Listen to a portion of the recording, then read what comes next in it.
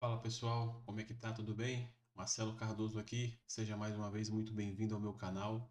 Nós estamos aqui nessa proposta de reflexões rápidas sobre o livro de Isaías e hoje analisaremos o capítulo 8. Vai ser uma reflexão um pouco mais breve do que a normal, tá? Mas antes de começar, peço para você, aqui ó, se inscreve aqui, deixa aqui o seu like, ative as notificações, tá bom? Vai aparecer aqui.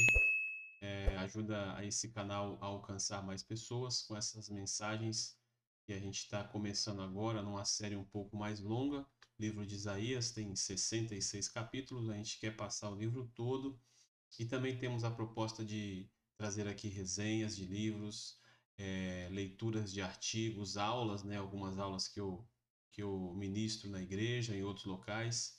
E a ideia é transmitir através desse canal. Então, se você tiver interesse no conteúdo, deixa o seu like aí no final do vídeo, compartilha, se inscreve no canal e todas essas coisas que você sabe que é assim que a plataforma funciona, né?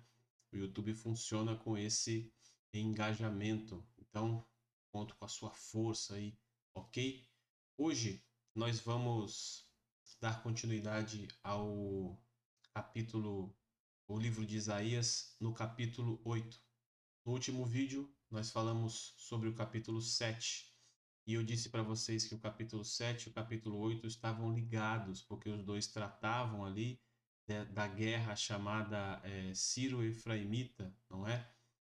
Uma guerra, uma das tantas guerras que aconteceu ao longo da história do povo de Israel, aonde o povo dividido, né, a tribo do norte, que é o povo de Israel, se junta com a nação síria e tenta lutar contra Jerusalém, que é a outra tribo que dividiu, né, a tribo da pessoal do sul, né, com ali o rei Acás, a tribo de Judá, para que eles se juntem, para que esses três juntos, Judá, Israel e Síria, se levantem contra a Assíria, que é o grande império da época que está dominando geral ali o mundo, né?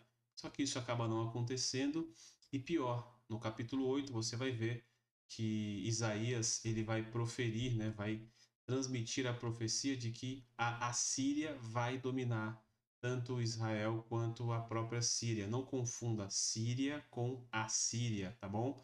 Apesar de ter aí uma confusão nos nomes, às vezes até explicando você pensa que um é outro, mas entenda que são duas. Sim, tem a Síria e a Assíria, ok?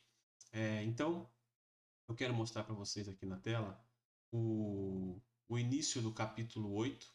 A gente vai ler alguns versículos só e depois vamos ler mais um versículo ao final do capítulo 8 para a gente fechar esse capítulo que, como eu disse anteriormente, ele está ligado ao capítulo 7, tá bom? Então, dá uma olhada aí na tela. Olha só, nós vamos agora ler aqui o capítulo 8 de Isaías, que tem como esse subtítulo aqui, ó, a invasão dos assírios. O versículo 1 diz assim: O Senhor me disse, é Isaías, tá bom? Falando com Deus. Pegue uma tabuleta grande e escreva nela de maneira inteligível esse nome aqui, ó. Maer Salal Has Baas, ou Maer Salal Has Baas, que significa o quê? Olha aqui, ó. Rápido despojo, presa segura. Já vou explicar para vocês do que se trata aqui esse nomezinho, tá? E como testemunhas fidedignas, chamei o sacerdote Urias e Zacarias, filho de Zeberequias.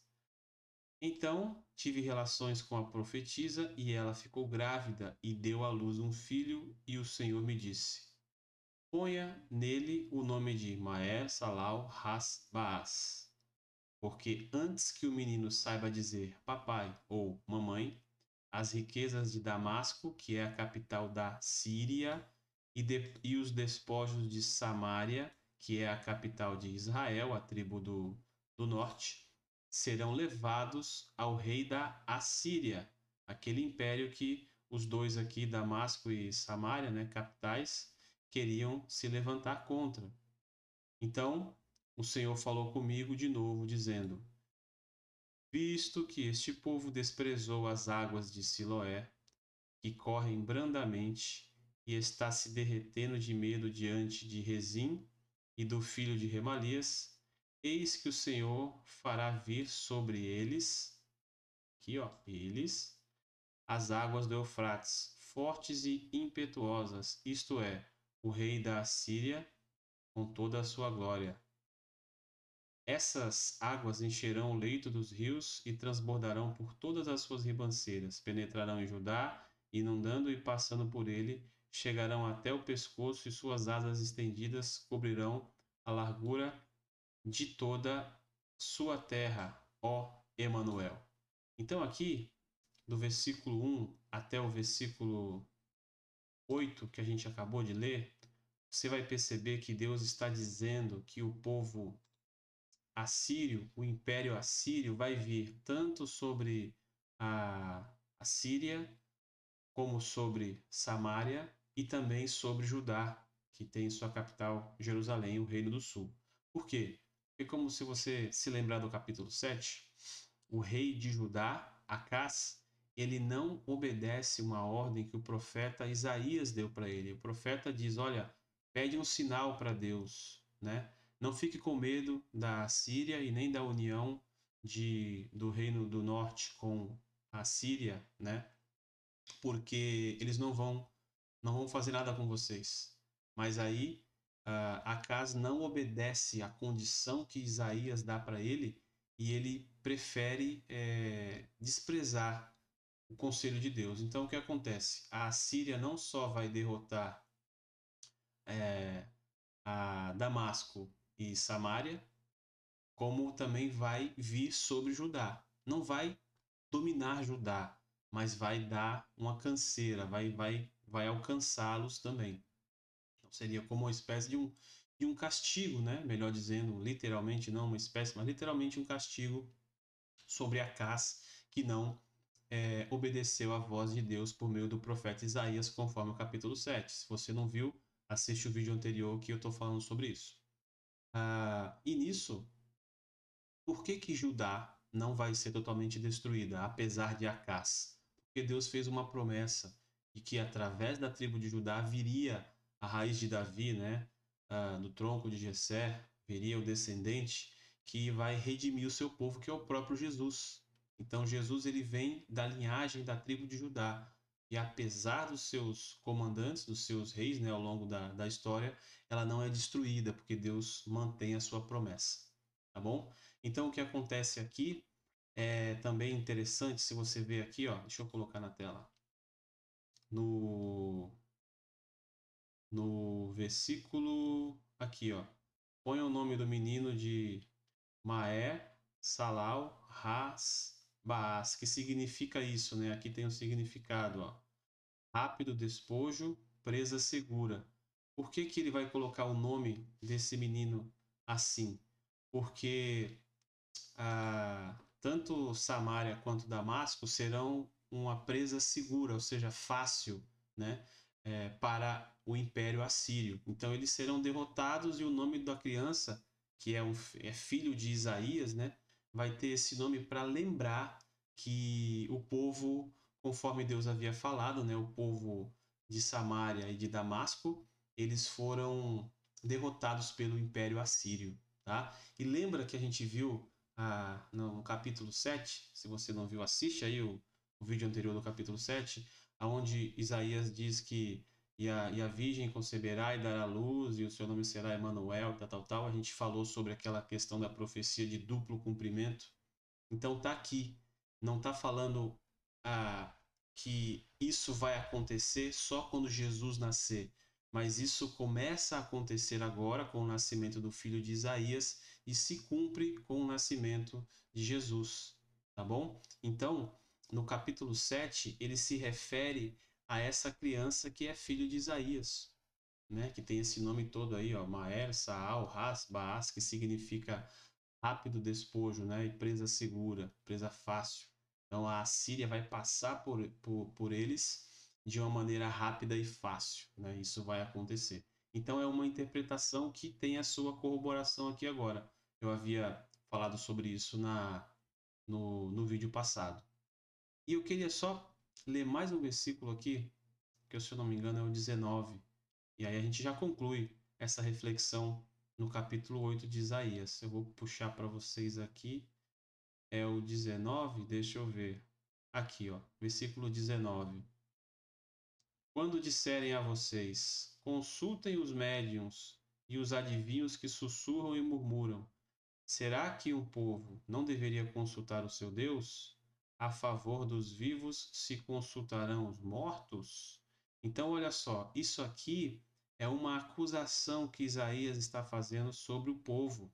Ou seja, mesmo diante do castigo iminente, o castigo que vai vir sobre eles, eles ainda continuam consultando os médiuns e os adivinhos. Ou seja, e aí Isaías pergunta, né? Será que um povo não deveria consultar o seu próprio Deus? Ou seja, vocês não têm um Deus para que vocês possam consultar? Vocês precisam ir consultar os médiuns, ir consultar os adivinhos? Se você tem um Deus que revela para você e controla todas as coisas? E aí fica essa lição para a gente finalizar hoje. Nós temos um Deus que nós podemos consultar, que nós podemos perguntar para Ele, digamos assim, o que é melhor para a nossa vida, qual é a maneira que nós devemos agir em determinadas situações, quais são os caminhos que nós devemos trilhar diante de determinadas situações que acontecem na nossa vida. E muitas vezes a gente prefere o quê? Consultar os médiums, consultar os adivinhos ou consultar os especialistas, aquela instituição que tem credibilidade na sociedade, o professor renomado, o filósofo renomado, o jornalista renomado, o artista que tem milhões de seguidores, e a gente acaba deixando de lado o próprio conselho de Deus. Então que fique para a gente essa reflexão. Mesmo diante da desgraça, ainda nós continuamos, parece que querendo nos sujar mais ainda nessa desgraça, quando a gente abandona o conselho de Deus e prefere o conselho dos outros, não é? Como se fossem as coisas mais importantes. Fica para a gente esse alerta aqui do que está acontecendo com o povo de Judá nesse período, para que nós nunca dispensemos o conselho de Deus. Tá bom? Temos hoje a Bíblia, a palavra de Deus inteira revelada para nós. Basta que nós a busquemos e encontraremos o caminho que Deus tem para nós. Tá bom? Essa é a nossa reflexão de hoje, ok? Agradeço muito pela sua participação. Mais uma vez eu peço para você clicar aqui, se inscrever no canal, ativar as notificações e clica no like se você gostou desse vídeo, compartilha com quem você acha que também pode ser abençoado com esse conteúdo, tá bom? São reflexões simples, rápidas, mas que certamente serão úteis para a tua vida, ok? Eu volto no próximo vídeo. Muito obrigado por assistir até aqui e busquem sempre as coisas do alto.